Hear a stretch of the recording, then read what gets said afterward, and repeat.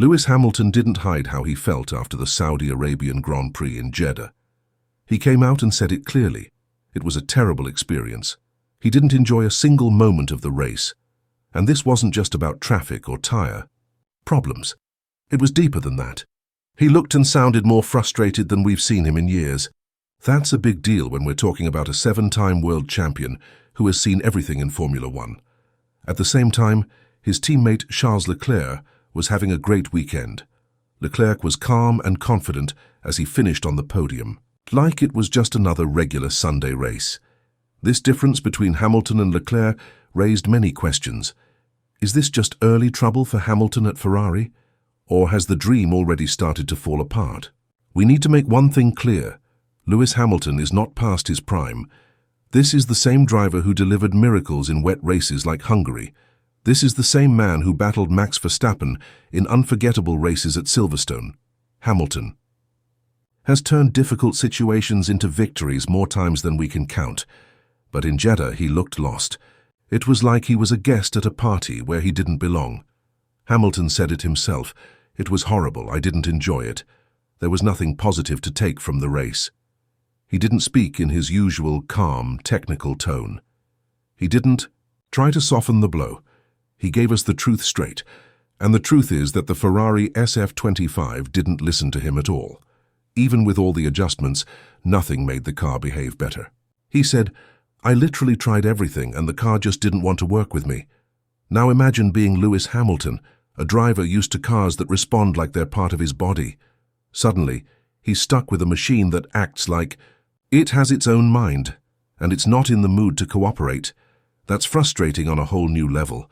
Meanwhile, Leclerc was out there driving the same car and making it look like a piece of racing art. So the car can perform, that's clear. The issue seems to be that the SF25 is just not performing for Hamilton. That's the tricky part. If the car was simply bad, Hamilton could adjust. He could learn its problems and work around them. But when a car is unpredictable, good for one driver, terrible for another, it becomes impossible to build trust. It's not a skill issue. It's not an age issue. It's a connection issue. The chemistry between Hamilton and this car simply isn't there yet. Hamilton tried different setups. He made changes to the car. He adapted his driving. But no matter what he did, the car didn't respond.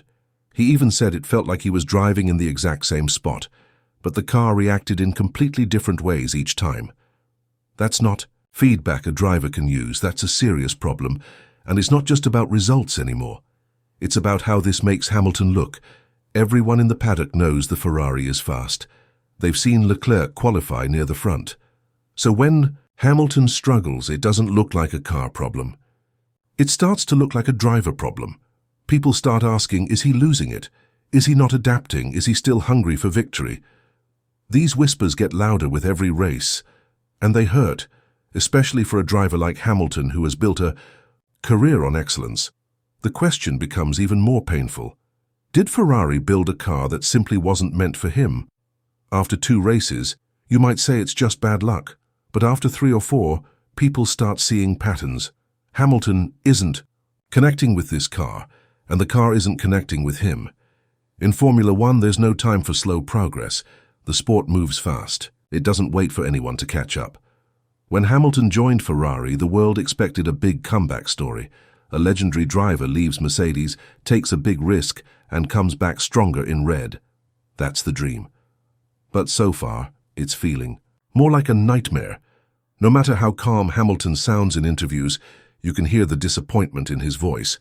The same man who used to analyze every race with precision now sounds like he's trying to stay hopeful while losing faith.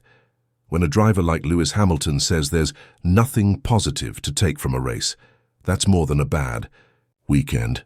That's a cry for help. This isn't about points, it's about identity. It's about being a champion trapped in a machine that doesn't reflect who he is. Right now it feels like Hamilton is stuck. He's watching his teammate shine while he struggles to get anything out of the car. It's awkward, it's frustrating, and it's the opposite of what we expected when he joined Ferrari. But here's the thing. Nothing in Formula One stays the same forever. Things change fast. Sometimes the car gets better. Sometimes the driver finds a breakthrough. And sometimes you realize the problem isn't you. It's the story you're trying to fit into. Let's look at what might be causing this. Maybe it's setup issues. Maybe it's a driving style mismatch. Maybe it's pressure. But if you look closer, really listen to Hamilton's words, watch how he drives, it feels deeper than that. It's about trust.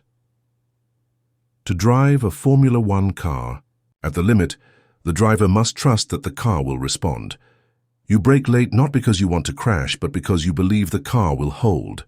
You push through corners because you know the car will stick to the track. But Hamilton doesn't seem to have that trust right now. There's hesitation. He lifts off the throttle when he should be flat out.